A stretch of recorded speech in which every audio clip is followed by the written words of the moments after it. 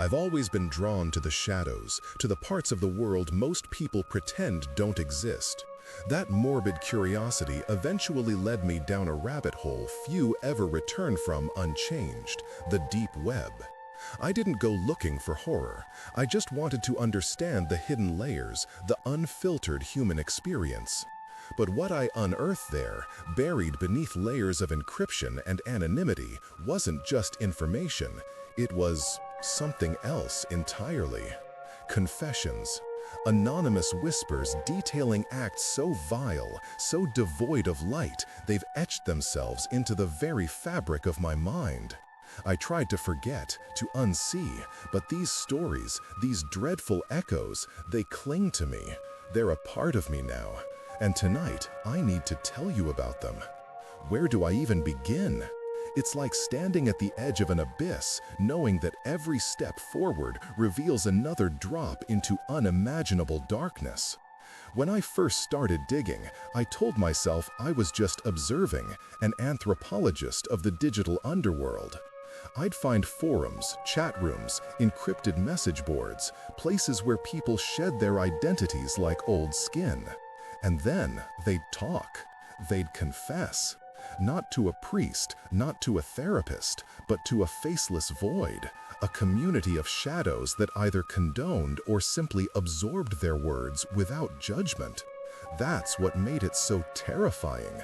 The absolute lack of consequence, the freedom to articulate the monstrous. The first few entries I found, they were unsettling, sure. Petty crimes, strange fetishes, dark fantasies, things that, while disturbing, still felt tethered, however loosely, to a twisted version of human nature. But then the layers peeled back further. I started seeing threads dedicated to acts, not just thoughts, but actions. Things that made my blood run cold, that made me physically recoil from the screen. My hands would tremble, my breath would catch in my throat. I'd have to close the laptop, walk away, try to scrub the images from my mind. But they were already there, burned into my retina, echoing in the silence of my apartment. I stopped sleeping properly. Every creak of the floorboards, every shadow cast by the streetlights outside my window, twisted into something sinister. I'd lie awake, replaying snippets of text, trying to rationalize, to understand, to why. Why would someone do that? Why would they then share it with strangers?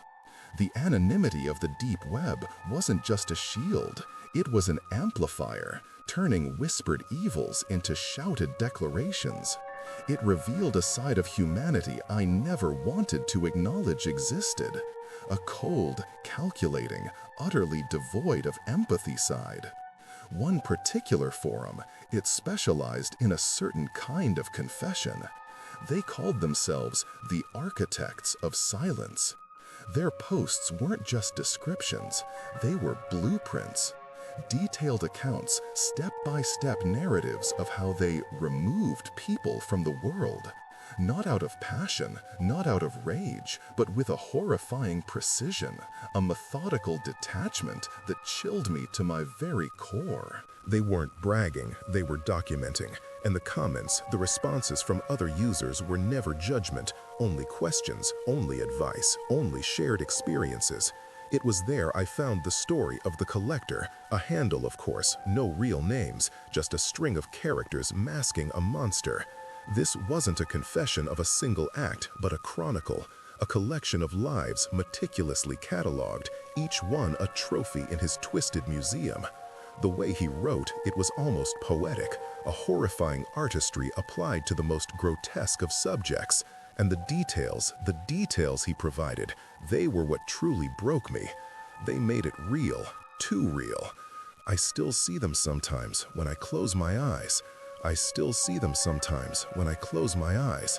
Not faces, not entire scenes, but fragments, a particular texture, a specific shade of color, the chilling precision of a described action.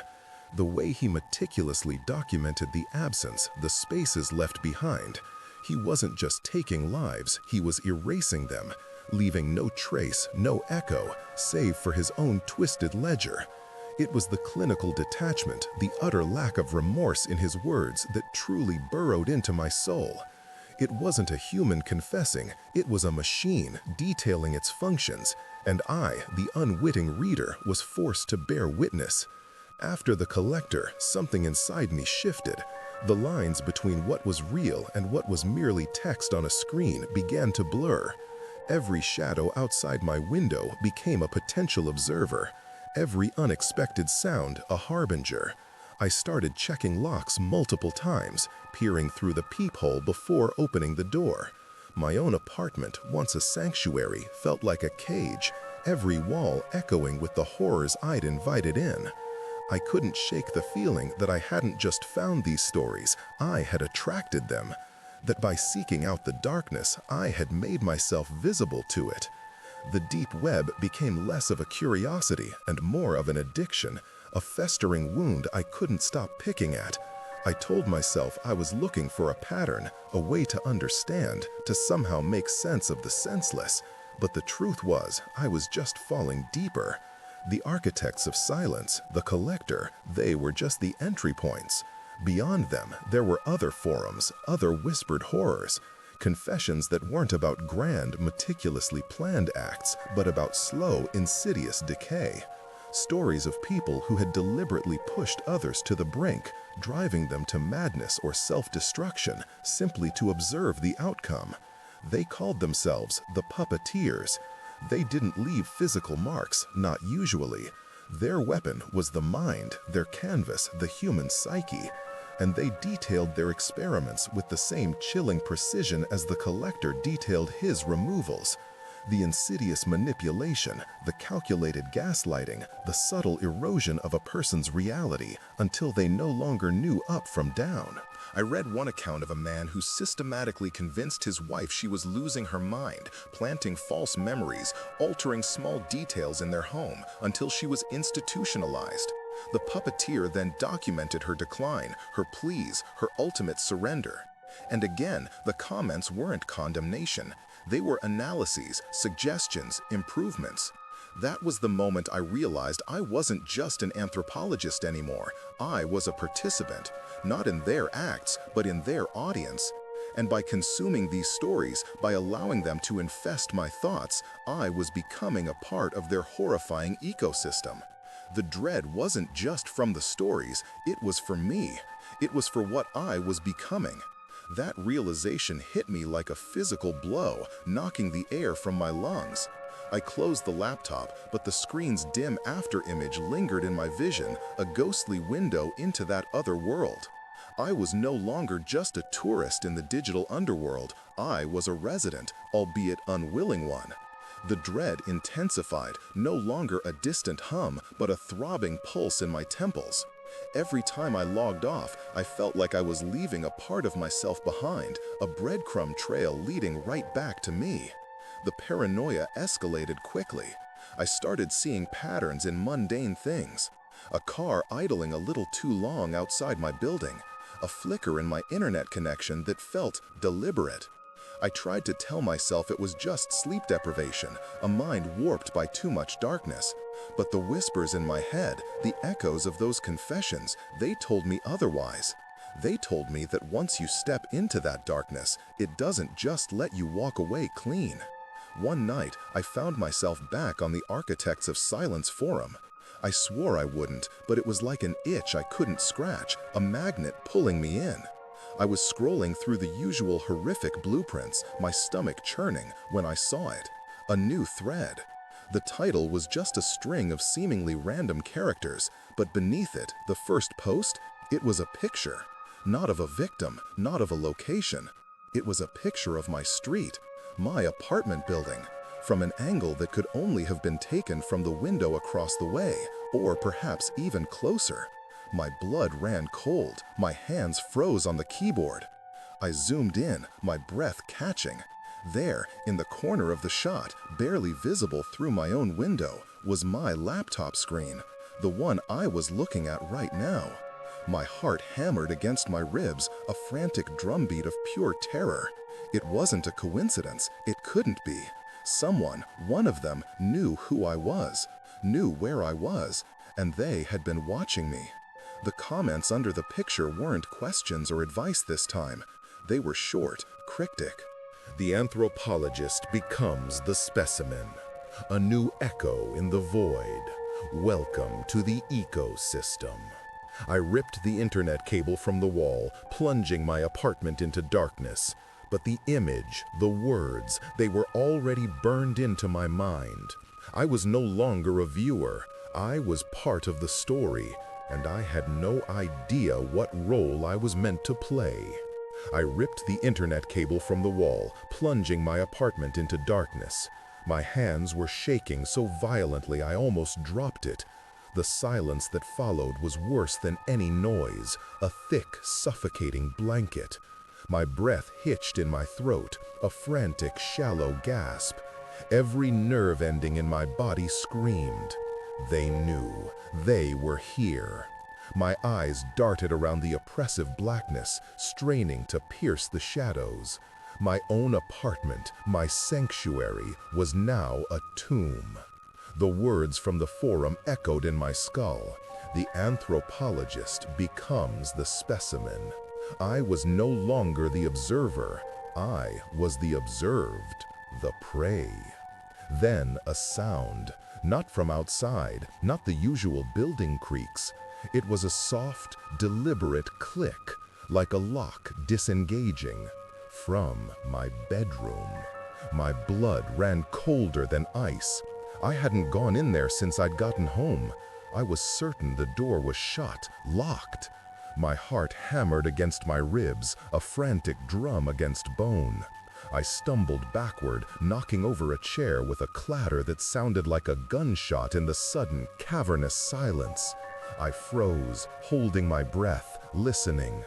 There it was again, a faint, almost imperceptible scrape across the floorboards. Slowly, methodically, moving closer. I clawed at the wall, my fingers scrabbling for a light switch, any light switch. My mind raced, replaying the collector's meticulous descriptions, the puppeteer's insidious methods. They weren't just watching, they were acting, and I had invited them in.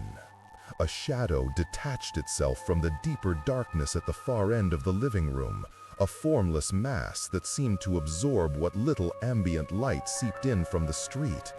It wasn't moving like a person. It was too fluid, too slow, too intentional. It was the methodical detachment he wrote about, made manifest. My mouth was dry, my tongue thick. I wanted to scream, but no sound would come. The shadow grew, elongated, its edges shifting, and then, from within that impossible darkness, a voice. Not a human voice, not really.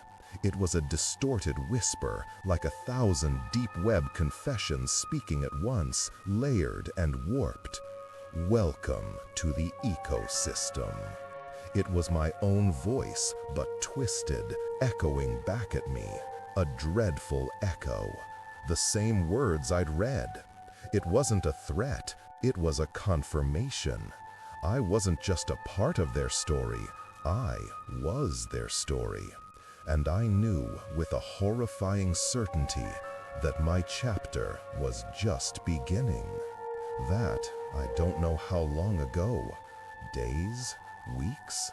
Time has lost all meaning in this new reality.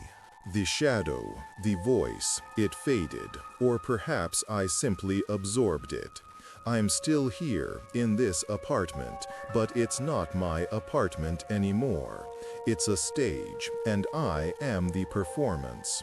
Every creak, every whisper of wind outside, every flicker of light feels like a cue. They never left. They're always watching, always listening. I can feel their eyes, their collective consciousness, pressing in on me, waiting for my next move, waiting for my next confession. Because that's what this is, isn't it? My own confession, a story told not for release, but for their consumption. the final echo of a journey I never should have started, a journey that has now become my permanent address. I am part of the ecosystem now, the specimen under their endless gaze.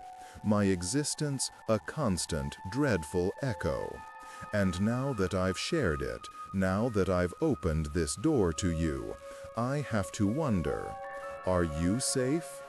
Have you ever stumbled upon something online, something so dark, so utterly wrong, that it felt like it reached out and grabbed you? Something that made you feel like you were no longer alone in the quiet of your room. Because once you've seen it, really seen it, you can't unsee it. And sometimes it sees you back, and it wants to be heard.